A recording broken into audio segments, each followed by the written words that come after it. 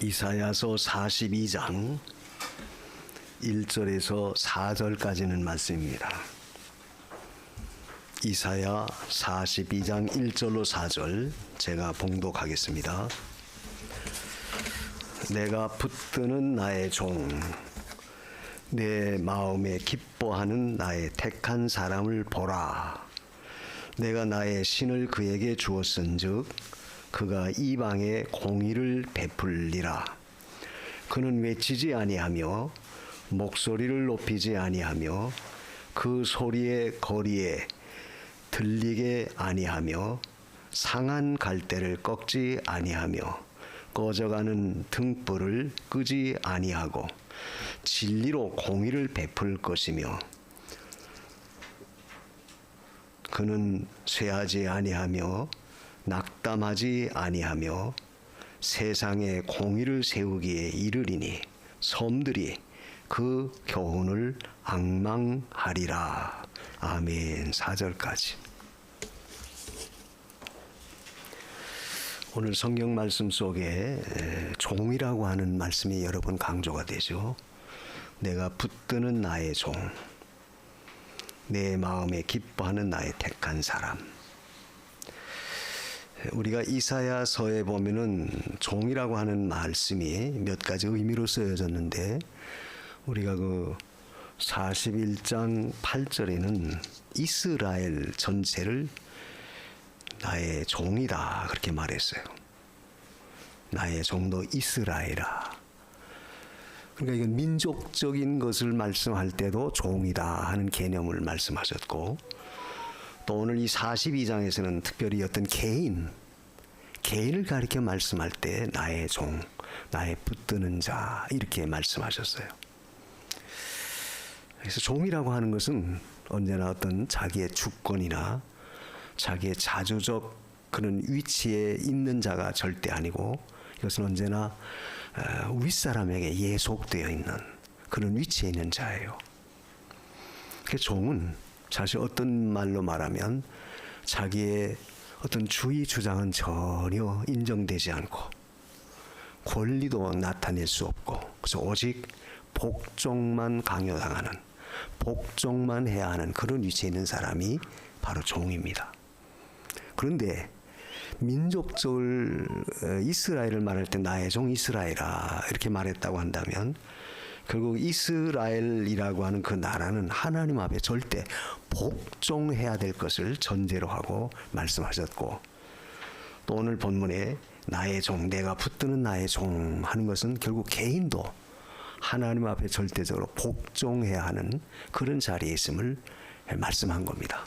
그런데 특별히 오늘 우리가 읽은 이사야 42장에 있는 이 말씀은 결국 그리스도 메시아에 대한 예언이에요. 그래서 그리스도에 대해서 하나님은 나의 종이다 이렇게 종의 개념을 적용하셨어요. 우리가 그 마태 12장 17절에서 21절에도 예수님이 복음을 전할 때 바로 이 이사야 41장 1절에 있는 이 말씀을 인용하셔서 나에 대해서 거기 말했다 그렇게 말씀하셨어요. 그러니까 예수님이 이사야서를 인용해서 이것이 바로 나에 대한 말씀이다, 나를 예언한 것이다 한 걸 보면 결국 여기서 말하는 나의 종은 결국 메시아 그리스도에 대한 예언이죠. 그리스도에 대한 사역을 말씀하신 거예요. 그렇다면 오늘 우리가 이 말씀을 통해서 하나님 앞에 같이 은혜 받고자 하는 것은 우리가 하나님이 붙드시고 하나님이 기뻐할 수 있는 그런 자리에 설 수 있는 것은 결국 주님처럼 우리도 종의 자리에 서야 된다 하는 것을 여기서 우리가 배울 수 있어요. 그러니까 우리의 상전은 누구냐? 바로 주님, 하나님. 그러면 우리는 종으로서 그의 절대 명령과 그의 절대적인 인도하심에 복종하는 것이 우리의 당연한, 우리의 도리고 우리의 의무예요.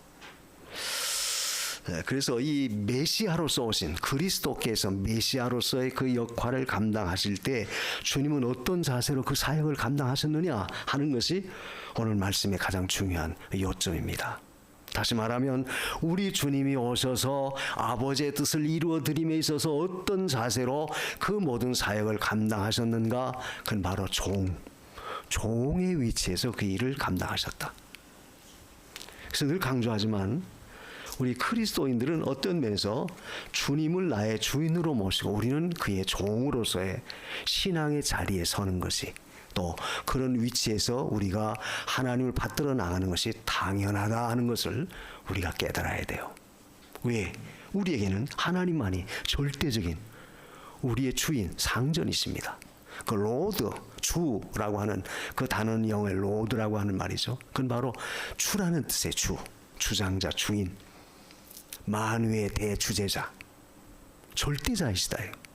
그렇다면 그분 앞에서 우리라고 하는 존재는, 그래서 우리는 종이다. 종.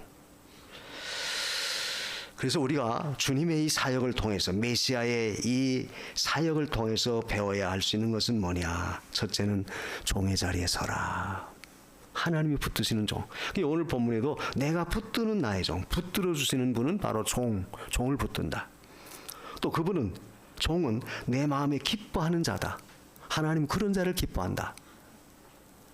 이걸 볼 때 결국 주인의 기쁨이라고 하는 것은 주인의 명령을 받들어서 잘 복종하는 것이 종의 올바른 자세고, 그것을 주인이 기뻐한다는 뜻이에요. 아무리 종이 똑똑하고 명석하고 명특하고 재주가 있고 지혜가 있고 능력이 있고 뭐 굉장한 어떤 모든 것을 잘한다 할지라도, 굉장한 역량이 있다 할지라도, 종이 주인의 뜻을 받들어서 명령에 복종하지 않으면, 순종하지 아니하면 그 종은 주인이 붙들어주지 않고 기뻐하지 않는다.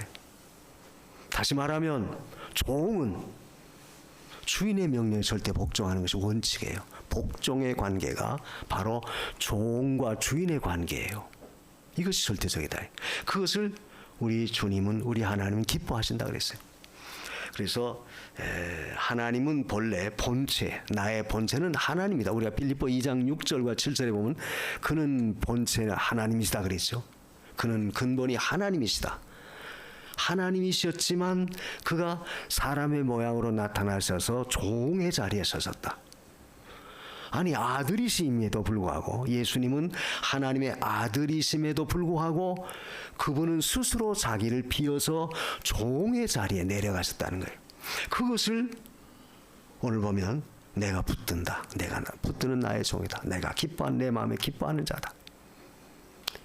그래서 성도의 삶이라고 하는 것은 우리 그리스도의 그 사역의 본질을 이해하고, 우리도 우리의 주인 되시는 주님 앞에 절대적으로 종의 자리에 내려오는 것이 중요하다는 거예요. 예수님 세례 받으실 때, 우리가 마태복음 3장에 보면 예수님이 공생애를 시작하실 때 세례 요한에 의해서 요단강에 세례 받으셨죠. 세례 받으러 가셨을 때 사실 예수님이 죄가 있으십니까? 죄 없으신 분이에요. 하나님의 아들이십니다. 근데 감히 어떻게 세례 요한에게 세례를 받아요? 근데 그것은 그렇게 함으로 아버지의 뜻을 이루기 위해서 주님은 순종하셨어요. 그러니까 죄가 있어서 죄를 씻음받기 위한 어떤 표가 아니고, 그런 거의 의식이 아니고, 주님이 세례 받으시면 하나님의 아들로서 메시아로서 이 땅에 오셨음을 만천하에 드러내기 위해서 거기에 다 순종했다, 복종하신 거예요. 그래서 세례 요한 앞에 가서 머리를 숙이시고 머리를 대고 세례를 받으셨죠. 그 한 가지만 보더라도 우리 주님은 하나님 앞에 종의 자리에 서셔서 그 일을 감당하셨다, 이렇게 볼 수 있죠. 그래서 세례받고 물에서 올라올 때 그 머리 위에 비둘기 같은 형상이 나타나시면서 하늘에서 음성이 들려왔습니다. 이는 내 사랑하는 아들이요 내 기뻐하는 자다. 하나님께서, 성부 하나님께서 메시아를 만천에 다 공표하셨어요. 메시아 임직식이죠. 즉 복종하는 자세, 종의 자리에 서셔서 그걸 감당하셨기 때문에 하나님은 그를 만천하에 드러내셨던 거예요. 그리고 십자가에 맞아 운명할 때도 뭐라고 기도하셨습니까? 우리가 예수님의 그 십자가상의 기도 보면 엘리 엘리 라마 사박다니, 나의 하나님 나의 하나님 어찌하여 나를 버리셨나이까. 안 버렸다는 이야기예요. 그때 그 고백이 나온 것은 결국 내 원대로 마옵시고 아버지의 원대로 되길 원합니다. 겟세마네 동산에서 먼저 그 기도가 있었죠. 그 기도를 마치고 나서 잡히시고 그 다음에 십자가의 못을 박히셨어요. 그러니까 하나님이 인정해 주시는, 하나님이 붙드시는, 하나님이 기뻐하시는 그리스도로서 그 일을 이루신 것은 결국 그것도 내 원대로 마옵시고 아버지의 원대로 되길 원합니다. 그게 뭐예요? 종의 자리에 서셔서 그 일을 감당하셨기 때문에 그렇다 그 말이에요. 그러니까 이걸 보면 결국 우리가 하나님 앞에 설 때도 우리는 항상 이 종의 자리에 서셔서 주님처럼, 예수님처럼 우리가 주의 뜻, 주인의 뜻을 받들어 나가는 그런 입장에 설 때에 하나님은 그런 자를 붙들어 준다. 여기 오늘 본문에 그랬죠. 내가 붙드는 나의 종. 붙들어 주신다. 붙들어 주신다는 그 말씀이 뭐예요? 하나님이 그런 자를 도와준다. 그런 자에게 역사한다 뜻이죠. 그러니까 우리가 설령 부족해도, 연약해도 하나님의 붙드심을 받기 위해서 취할 우리의 자세는 항상 우리는 하나님 앞에 종의 자리에 서라 이거. 내 모든 권리, 내 모든 자존심, 내 모든 어떤 지위, 내 모든 어떤 프라이드, 그 모든 걸 다 내려놓고, 그래서 저는 종입니다. 그런 자리에 설 때 주님은 그런 자를 붙들어준다 그 말이죠.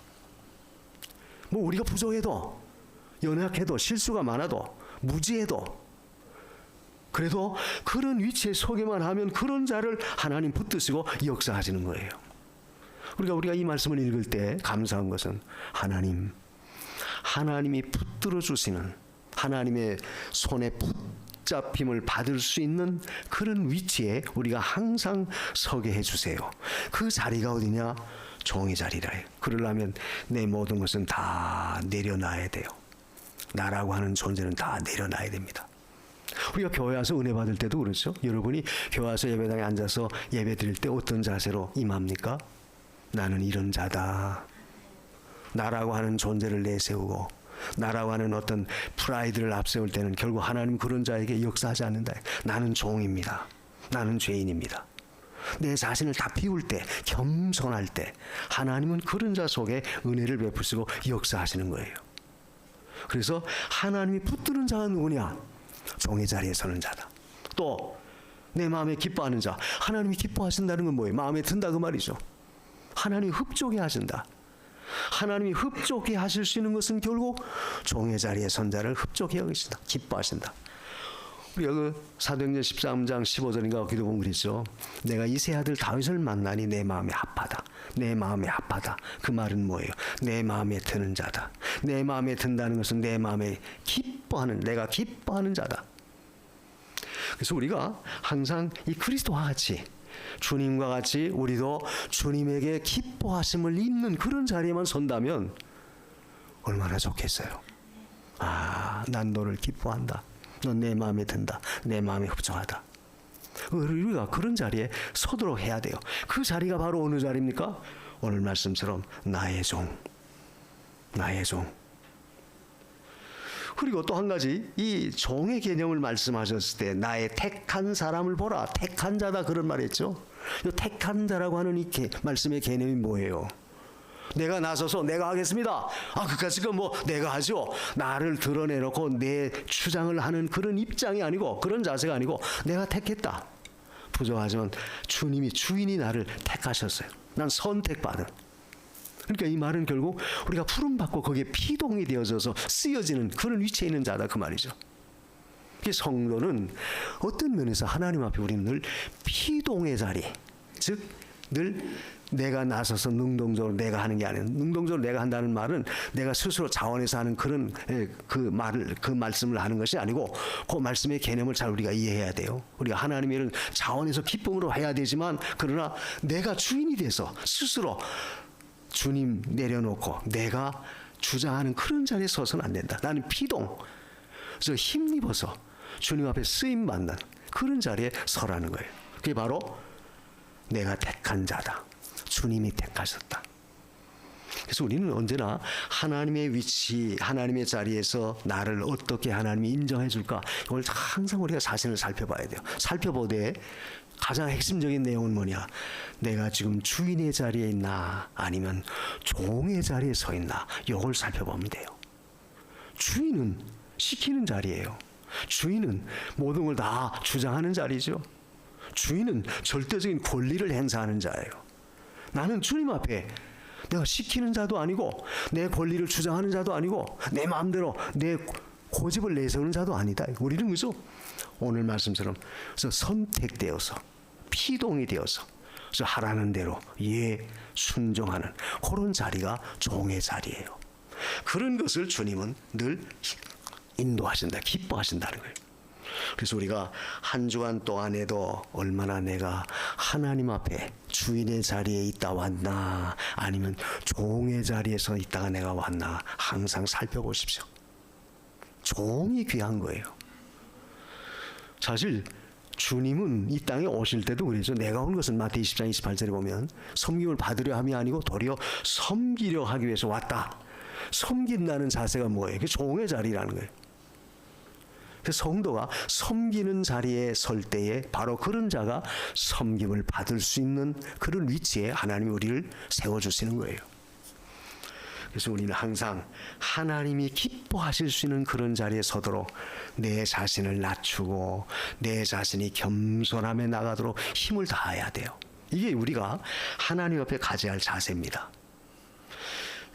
그 다음에 또 한 가지는 오늘 말씀 속에 보면은 내가 나의 신을 그에게 부어줬다는 말씀이 그 1절 중간에 나와요. 내가 나의 신을 그에게 부어줬다. 나의 신이라는 것은 뭘 가리킵니까? 성령을 그에게 부어주셨다. 이 말은 하나님이 택한 종은 성령의 부으심을 받는 성령의 충만함을 입은 그런 사역을 감당하셨다. 그래서 주님은 성령에 의해서 모든 것을 감당하셨어요. 그 증거가 뭡니까? 우리가 이 세상에 탄생하셔서 마지막 운명하실 때까지 전 과정이 성령의 인도를 쫓아서 행하셨습니다. 자, 예수님 탄생하실 때 마리아의 복중에서 잉태되어 있었을 때도 어떻게 하셨습니까? 성령이 내게 임하시면 내가 거룩한 이 아들을 가질 것이다. 성령이 임하셔서 그 복중에 아기 예수가 거기에 자리를 잡고 이 땅에 오시게 됐다. 성령으로 잉태됐다. 또 우리가 누가복음 2장 40절에 보면 예수님이 어렸을 때 자라날 때도 지혜가 자라고 키가 자랄수록 강하여졌다. 그러면서 거기 보면 하나님의 은혜가 항상 그 어린아이 위에 있었다. 또 거기 그런 말씀이 있어요. 그러니까 유년기 때 자라나시면서 그의 생활의 모든 모습도 항상 성령 충만한 은혜, 오늘 말씀처럼 하나님의 신이 그 위에 늘 충만히 거하셨다. 성령의 인도를 받았다. 또 공생의 복음을 전하실 때도 어떻게 했습니까? 복음 전하기 위해서 우리가 마태 4장에 보면 40일 동안 마귀에게 시험을 받으려고 광야로 이끌임을 받았다 그랬죠. 근데 거기에 우리가 마태 4장 1절을 자세히 보면 성령에 이끌리어 광야로 가셔서 시험 받았다. 성령에 이끌렸다고 하는 그 말씀이 나와요. 그러니까 예수님은 공생의 일을 시작하실 때도 성령에 이끌리셔서 훈련을 받으시고 그 일을 감당하기 위해서 준비하셨다는 거예요. 제가 왜 이 말합니까? 복중에서부터 탄생에서부터 자라나시면서 공적 생활을 하시면서까지 전부가 오늘 말씀처럼 하나님의 신이 그 위에 충만히 임하셔서 그 일을 감당하셨던 거예요. 또 복음 전할 때도 어떻게 했습니까? 많은 이적과 권능을 행하셨죠. 병자를 고치고 많은 이적을 행하셨어요. 능력을 나타내셨어요. 그 이적과 권능을 행하신 것도 순전히 성령께서 역사하셔서 그 이적과 권능을 행하시게 하셨던 겁니다. 그리고 십자가에 못 박혀 붙잡히시고 참고 견디고 갖은 모욕과 굴욕을 다 당하시고 고초를 다 겪으셨고 그것도 성령이 함께 하셨어요. 그 기도할 때도 그랬죠. 땀방울이 핏방울이 될 정도로 그 십자가의 고초를 위해서 얼마나 많은 힘을 쓰셨는지 몰라요. 그때 성령이 그를 도우시더라. 또 거기도 그런 말씀이 있어요. 그러니까 이것은 결국 예수님의 전 생애는 성령의 이끌림을 받아서 성령의 충만한 은혜를 힘입어서 성령의 역사로 그 모든 것을 감당하셨다 하는 것을 증명해 보여줘요. 이걸 바꿔 말하면 오늘 우리가 주의 종으로서 하나님 앞에 종으로서 성령의 도우심을 힘입지 않고는 우리에게 맡겨준 일도 감당하기 너무너무 힘들다는 거예요. 종된 자는 성령의 인도함을 받아야 돼요. 또 종된 자는 결국 성령의 인도함을 받기 때문에 성령이 그를 더 강하게 종으로 사용하시는 겁니다. 성령 충만이라고 하는 말은 우리가 늘 하나님 앞에 늘 귀에 못이 박히도록 들었어요. 그건 뭐냐면 성령의 주장을 쫓아서 그 말씀대로 우리가 힘써 나가면 성령이 역사하신다는 거예요.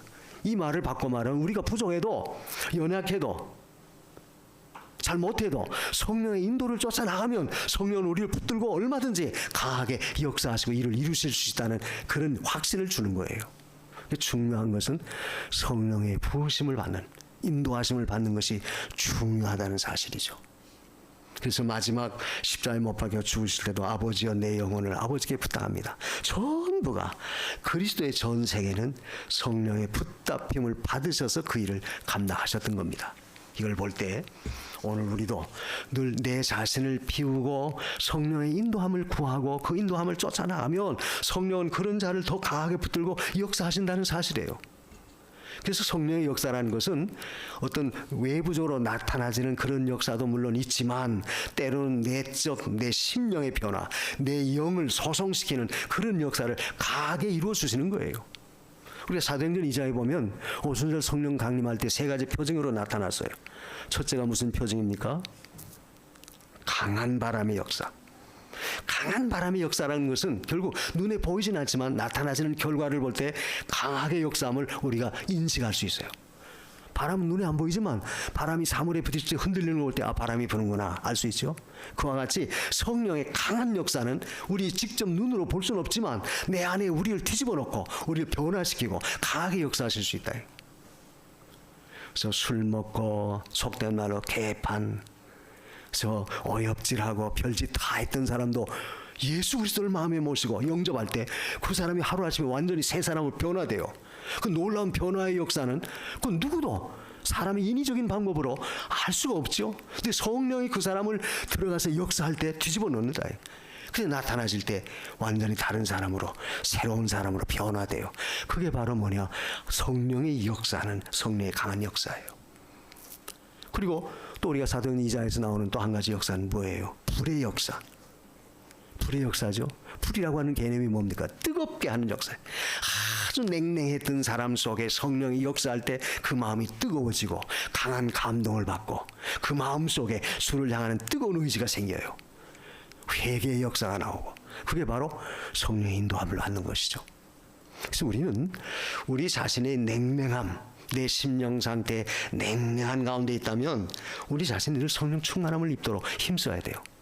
성령님이여 임하셔서 충만한 은혜를 입혀 주옵소서. 우리가 구해야 되겠지만 그러나 성령의 역사는 언제나 진리 안에서 말씀을 통해서 역사하시기 때문에 우리가 그 말씀에 붙잡혀 나갈 때는 성령은 우리를 강하게 역사하는 거예요.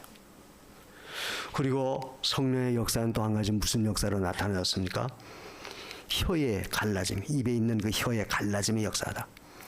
뜨거운 불의 역사가 나타나졌고 혀의 갈라짐의 역사가 있었다는 것은 그 맛을 느끼게 하는 우리 심령 상태가 은혜를 느끼게 하고 하나님의 구원의 역사를 느끼게 하는 그런 은혜 가운데 있게 한다는 거예요. 성도가 신앙생활하면서 우리가 신앙의 맛을 좀 느껴야 돼요. 맛이 어떻습니까? 아니 신앙의 맛이 어떤데 그 맛을 느껴요? 경험해 보십시오. 신앙의 맛은 오늘 말씀처럼 내 마음을 뜨겁게 하기도 하고 어떤 때는 내 마음에 애통하는 중심에 통해하는 그런 마음도 갖게 하고 또 어떤 때는 거룩한 결심과 각오를 갖게도 하고 또 어떤 때는 내 마음속에 확신과 깨달음을 갖게 하고 그런 맛을 우리가 느껴야 된다. 기도의 맛도 우리가 느껴야 되죠. 기도의 맛이 어때요? 해보세요. 기도할 때 하나님이 하나님이 반드시 역사하시는구나 체험하게 된다. 그 맛을 느낄 수 있는 것이 성령의 역사하심이에요. 그래서 우리는 언제나 하나님 앞에 성령 충만한 은혜 가운데서 종의 자리에 서서 그 일을 감당하도록 늘 우리가 구해야 되고 그 구하는 가운데 우리가 늘 말씀 속에 붙잡혀 나가도록 힘써야 돼요. 그 다음에 오늘 세 번째로 이 이사야 선지자가 말한 그리스도의 사역에서 또 한 가지 중요한 것은 이방에 공의를 베풀 주셨다 그랬어요. 1절 하반절에 그가 이방에 공의를 베풀리라. 공의를 베풀어 주시는 역사가 메시아 그리스도의 사역이었었다. 그러니까 주님은 종으로 오셔서 성령 충만함을 입어서 모든 이방 즉 세상 나라에 공의를 이루시는 공의를 베풀어 주는 그 사역을 감당하셨다는 거예요.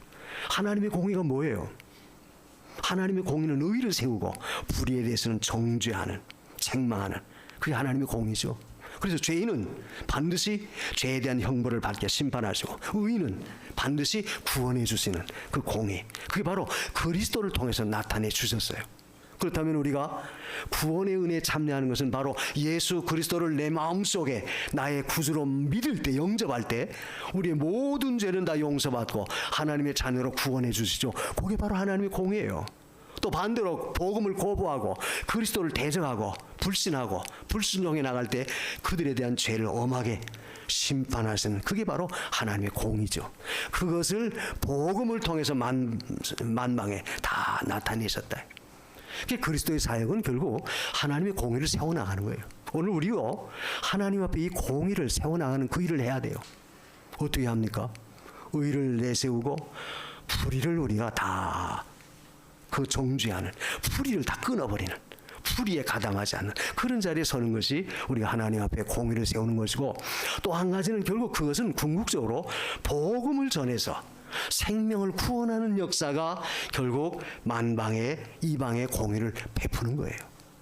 우리가 어떻게 옳고 그른 걸 분별해요? 사실 사람은 옳고 그른 것을 잘 분별 못해요. 치우치기 쉽습니다. 이 사람이 공의를 내세울 수 없는 것이, 우리는 모든 것이 잘 얽매여요. 자기 욕심, 자기 주관에 얽매이기 쉽고, 또 때로는 어떤 인정, 또 환경에 얽매이기 쉽고, 또 우리는 어떤 제한적 어떤 역사, 우리의 모든 것은 다 제한적이다. 능력도 한계가 있고 모든 것도 다 한계가 있어요. 그걸 벗어날 수가 없어요. 그렇기 때문에 우리는 사실 어떤 면에서 공의를 제대로 시행할 수 없고 내세울 수가 없습니다. 다만 우리는 그리스도에서 이루신 그 공의, 그 의를 힘입어서 그 의를 전파하는 거예요. 바꿔 말하면 내 힘과 내 능력까지는 불가능한 연약한 존재지만 주님이 입혀주신 그 의를 힘입어 우리도 나가서 하나님의 말씀을 선포하고 그 말씀을 세워나가는 그 일이 결국 하나님의 의를 세워나가는 거예요. 이 일을 우리가 해야 된다. 그래서 신앙이라고 하는 것은 어떤 면에서 우리가 공의를 많이 베푸는 거예요. 의를 세워나가는 겁니다. 쉽게 말하면 의를 세워나가는 것이 결국 우리가 믿음의 역사예요. 믿음을 지켜나가는 겁니다. 그런데 주님은 그 사역을 감당하실 때 여기 보면 그는 외치지 아니하며 목소리를 높이지 아니하고 그 소리로 거리에 들리게 하지 아니했다. 그 2절의 말씀을 보면 주님은 이 공의를 이방에 베푸실 때 아주 조용하게, 잠잠하게, 고요하게, 은밀하게 하셨다는 거예요. 이건 그리스도의 절대적인 겸손함이죠. 겸손함이에요. 만유의 대주제이시고 하나님의 아들이시고 우리의 구주로 오신 바로 그분이 복음을 전할 때 자기를 내세운 것은 하나도 없어요. 도리어 병자를 고쳤을 때 가서 예수님을 내가 가서 선포하겠다, 알리겠다 하니까 뭐라고 말합니까? 가만히 있어라. 아직 내 때가 되지 않았다. 넌 잠잠하라. 도리어 예수님을 선전하지 못하게 도리어 막으셨어요. 우리가 볼 때는 왜 그러셨을까? 자꾸 자랑해야지 많은 사람이 그리스도에 돌아올 텐데. 그건 바로 그리스도의 때가 되지 아니했기 때문에 그랬다고 성경은 그렇게 기록되어 있어요. 뭘 가리켜요? 주님은 하나님의 공의를 시행하실 때도 겸손히, 은밀하게, 조용하게, 고요하게 드러내지 않았다. 근데 세상 사람은 어떻습니까? 조그만 자기의 무슨 의의가 있어도 굉장히 침소붕대해가지고 굉장히 크게 자기를 피하라고 선전하죠. 세상은 그래요. 그러나 우리는 그렇지 않다. 하나님의 사역이라고 하는 것은 그리스도의 종의 자리에 서서 그 일을 이뤄나가는 자는 항상 겸손함으로, 온유함으로 드러내지 아니하고 잠잠히 주의 뜻을 이뤄나가는 겁니다. 그게 참된 신앙이에요. 드러내는 것은 어떤 면에서 하나님 앞에 도리어 자기가 주인의 자리에 올라서는 거예요. 나는 주인이 아니다. 나는 종이다. 주인은 다만 시킬 때, 우리 종은 명령을 받들어서 그저 고요히 그 일을 이뤄나가는 거, 거기 우리가 할 일이에요. 우리가 하나님의 일을 할 때도 마찬가지죠. 드러내놓고 나를 내세우는 게 아니고 나는 다만 그 일을 받들어서 주님만 드러내고 우리는 겸손히 순종하는, 겸손히 받들어 나가는 자세가 바로 이게 온전한 사역의, 그리스도의 사역의 중심이에요. 그리고 또 우리 주님은 어떻게 하셨습니까? 상한 갈대를 꺾지 아니하며 꺼져가는 등불을 끄지 않는다. 상한 갈대 소생할 가능성이 없어요. 상했으니까 언젠가 시들어버려 죽어버려요. 근데 아예 꺾지 않는다는, 이거 죽을 거니까 뭐 꺾어버리자. 도리어 살려내시는 그 일을 하신다고 말이죠. 상한 갈대, 상한 자들도 하나님은 아주 짓밟아 버리시고 심판해 버리시고 짓눌러 버려서 일어나지 못하도록 아예 그저 다 망하게 하시는 그런 분이 아니시다 그 말이에요. 상한 자도 다 어떻게 하든지 보살펴 주셔서 다시 소생할 수 있도록 은혜를 주시는 하나님. 그리스도의 사역의 특징이 바로 그거예요. 이 말은 오늘날 우리가 하나님 앞에 종으로서 주의를 감당할 때도 우리 자신은 언제나 이와 같이 상한 가운데 있다 할지라도 절대 그것을 도리어 우리가 보살피고 잘 받들어주고 이끌어줄 수 있는 그런 입장에 서야지, 아예 그저 꺾어버리는 그런 자리에 서서는 절대 안 된다. 절대 안 돼요. 세상은 그렇지 않죠. 세상은 어떻게 하든지 기회만 있으면 꺾어버리려고 하고 짓밟아 버리려고 하고, 그리고 자기가 더 올라가 군림하려고 하는 것이 세상의 모습이에요. 그러나 우리 주님은 절대 그러지 않았습니다. 이걸 우리가 본받아야 돼요.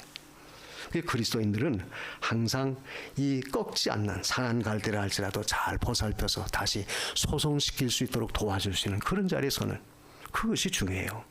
생명을 살려나가는 것이 중요하지, 생명을 짓밟아버리고 꺾어버리는 것은 그건 하나님 앞에 옳지 못한 거예요. 그건 하나님이 기뻐하지 않습니다. 또 꺼져가는 등불, 가박가박 저 기름이 다 떨어져서 언제 꺼질지 몰라요. 그야말로 풍전등화입니다. 조그만 바람 불어도 그저 다 꺼져버려요. 그래도 기름을 부어서라도 다시 그 불을 밝히는, 소송시키는 그런 역사가 바로 그리스도의 사역이다. 오늘 저와 여러분의 심령 상태가 설령 참 상한 갈대 같고, 예? 또 꺼져가는 이 심지 같은 그런 존재를 할지라도 주님 앞에 나오면, 주님을 찾으면, 주님을 우리가 의지하면 주님은 반드시 우리를 소송시켜 주시는 바로 우리 주님이세요. 그 소송함을 받는 방법이 우리가 하나님 앞에 종의 자리에 서라. 종의 자리에 서면 돼요. 나는 종입니다. 주인의 절대적인 보호와 간섭 필요합니다. 주님을 찾는 것이 바로 우리를 다시 소송시킬 수 있는 가장 귀한 방법이에요. 그리고 또 한 가지 감사한 것은 여기 보면 쇠하지 아니하고 낙담하지 않는다. 이 말은 뭐예요? 아무리 절망적인 상태에 있다 할지라도 절대 낙담하거나 시리에 빠지지 않는다. 이 말은 뭐예요? 다시 하나님께서 우리를 세우시고 소생시킬 수 있는 능력이 있다. 이걸 믿기 때문에 소망을 견고히 갖는 거예요. 내가 어떤 중한 중병에 있다 할지라도, 내가 어떤 채 밑바닥, 채 아래자리까지 다 떨어졌다 할지라도, 그런 위치에 있다 할지라도 하나님은 절대 우리가 함께 하시면 다시 우리를 쇠하지 않도록 소송시켜 주시는 분이다. 이런 믿음, 이런 소망, 이걸 우리가 확실히 붙들고 낙심해서는 안 된다 그 말이에요. 하나님의 은혜를 힘입는 사람이 가져야 할 신앙의 자세가 바로 그겁니다. 종의 자리에 선다면 우리는 어떤 절망적인 상태에 있다 할지라도 소망이 있어요. 왜? 우리에게는 우리의 모든 걸 책임져 주시는 주인 되시는 하나님이 계신다. 그 하나님 자신이 절대로 쇠하거나 낙담시키는 분이 절대 아니에요. 이걸 믿고 우리가 의지하는 거예요.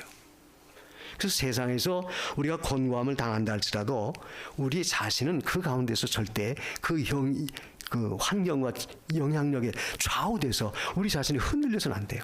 낙심해서는 안 돼요. 꺼져가는 심지를 끄지 않는 그 하나님의 은혜가 얼마나 감사해요. 상했지만 그걸 아예 상하도록 꺾어버리지 않고 도력을 잘 보살펴 살리셔서 회생시켜 주려고 하는 하나님의 은혜가 있으니까 그 얼마나 감사하냐. 그 하나님을 바라보고 우리가 그 하나님을 의지하라는 거예요. 의지해야 돼요. 여러분이 생활 속에 이런 어떤 절망적인 상황에 놓여 있다 할지라도, 또 내 힘 가지고 감당할 수가 없어서 시리에 빠져있는 곤고함에 처하여 있다 할지라도 절대로 우리 자신이 낙망하거나 절대로 약해지지 마십시오. 우리에게는 소송시키시는, 회복시켜주시는 하나님이 계십니다. 그분이 나의 절대적인 주인으로만 모시고 그 주님을 의지하는 그 자세가 우리에게 필요해요.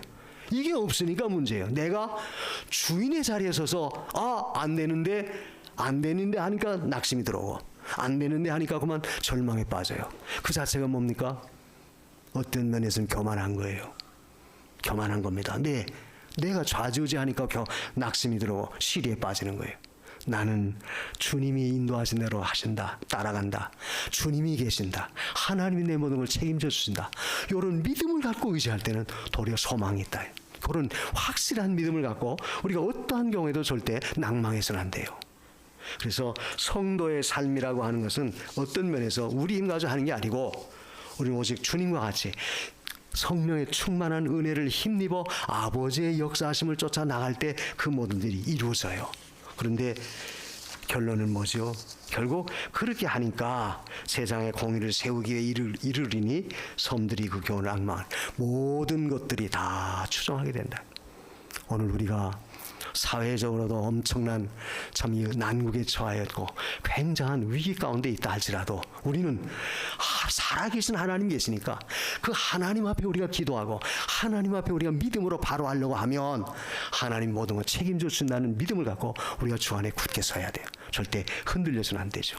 신앙 안에 설 때 하나님의 역사하심이에요. 그래서 우리가 주의 일을 감당할 때 우리는 절망적인 상황도 얼마든지 소망으로 바꿀 수 있다는 그런 믿음을 갖고 주 안에 굳게 서야 됩니다. 그러므로 오늘 저와 여러분들은 언제나 종의 자리에 서도록 힘쓰세요. 삶 속에 나의 주인은 누구냐? 하나님이시다. 이 사실을 절대 잊지 마십시오. 그리고 나는 언제나 종의 자리에서 자기 자신의 모든 걸 다 내려놓으세요.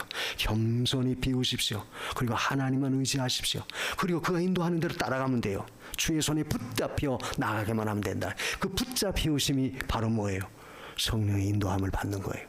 내 마음에 감동시키고 깨닫게 할 때 그저 절대 소멸하지 말고 그걸 쫓아서 순종하려고 힘쓰면 하나님은 반드시 소성시키시는 역사가 있고 모든 걸 공의를 나타낼 수 있는 그런 역사가 있음을 분명히 믿습니다. 이런 믿음을 주세요. 우리 다 같이 오늘 말씀 붙들고 기도하겠습니다. 내가 지금 어떤 자리에 있나? 내가 주인의 자리에 서 있지는 않는가? 한번 살펴보십시오. 나라고 하는 것이 다 내려놔야 될 텐데 내가 주인의 자리에 서서 좌지우지하고 있지는 않는가? 하나님 종의 자리에 서게 해주세요. 우리 다 같이 한 목소리로 기도하십시다. 고마우신 하나님, 불쌍